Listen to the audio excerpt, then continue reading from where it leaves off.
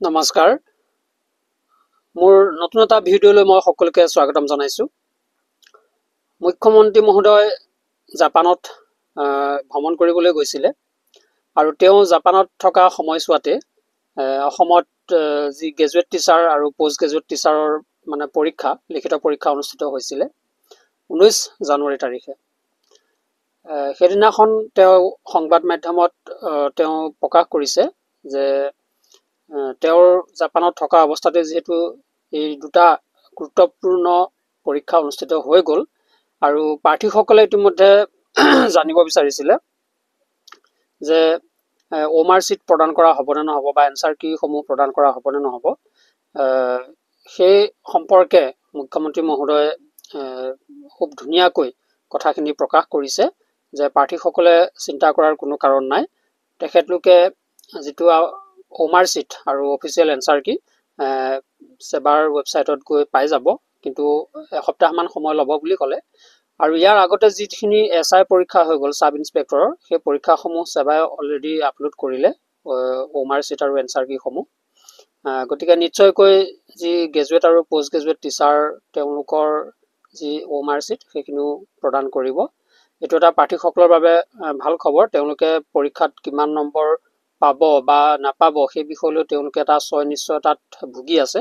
যেতিয়া official answer কি আহিব বা ওমাৰ সিট আহিব তেখেতলোকে পৰীক্ষাত কেনে ধৰণে কি কৰিছিল সেইখিনি অন্তত মিলাই চাবলৈ এটা সুবিধা পাব আৰু তেওঁলোকে এটা ধাৰণা পাব যে তেওঁলোকে পৰীক্ষাত কিমান নম্বৰ পাবলৈ সক্ষম হ'ব এইখিনিতে যেটো এডিআৰ গ্ৰেড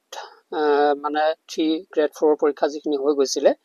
সেই পৰীক্ষাৰ ফলাফল সম্পৰ্কেও তেওঁ মন্তব্য প্ৰকাশ কৰিছে তেওঁ কৈছে যে ফেব্ৰুৱাৰী লাষ্ট নহলে মাৰ্চৰ প্ৰথম সপ্তাহতে মানে এডিআৰৰ ৰিজাল্টসমূহ ঘোষণা কৰা হ'ব সমান্তৰালভাৱে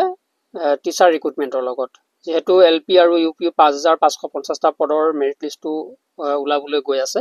তাৰ লগত সংগতি ৰাখিয়ে এডিআৰৰ সেই ৰিজাল্ট বিলাক তেওঁলোকে ঘোষণা কৰাৰ কথা মুখ্যমন্ত্ৰী মহোদয় প্ৰকাশ কৰিছে এটো আটাইতকৈ সেই প্ৰাৰ্থীসকলৰ কাৰণে ভাল খবৰ আৰু এনেকৈ তেওঁ যেটো নিযুক্তি প্ৰক্ৰিয়া তাক আৰু একখোজ আগুৱাই লৈ গৈছে স্বচ্ছতাৰ দিশে এটো এটা মুখ্যমন্ত্ৰী মহোদয়ৰ হলাগ লবলগীয়া পদক্ষেপ আৰু প্ৰাৰ্থীসকলে যেটো ধাৰণা কৰি আছে যে আমাৰ ৰিজাল্টত কেনে ধৰণৰ কি প্ৰভাৱ পৰিব গতিকে মুখ্যমন্ত্ৰী মহোদয় তেওঁৰ ভাষ্যৰ দ্বাৰা গোটেইখিনি কথা জনালে এতিয়া আৰু চিন্তা কৰাৰ কোনো কাৰণ নাই দুদিন অপেক্ষা কৰক সকলোৰে ভাল দিন আহিব আজিৰ এই ভিডিঅ'টোৰ যোগেদি মই এই কথাখিনিকে এবাৰ পুনৰ সকলোৰে ওচৰলৈ মানে লৈ আহিলো মুখ্যমন্ত্ৰী মহোদয়টো জনাইছে তাৰ উপৰিও মই তেখেতে কোৱা কথাখিনি মোৰ ভিডিঅ'ৰ মাধ্যমেৰে মই আপোনালোকক অৱগত কৰালো ভিডিঅ'টো যদি আপোনালোকে ভাল পালে তেতিয়াহলে এটা লাইক কৰিবলৈ নাপাহৰিব কমেন্ট সেকশনত গৈ কমেন্ট কৰিব আৰু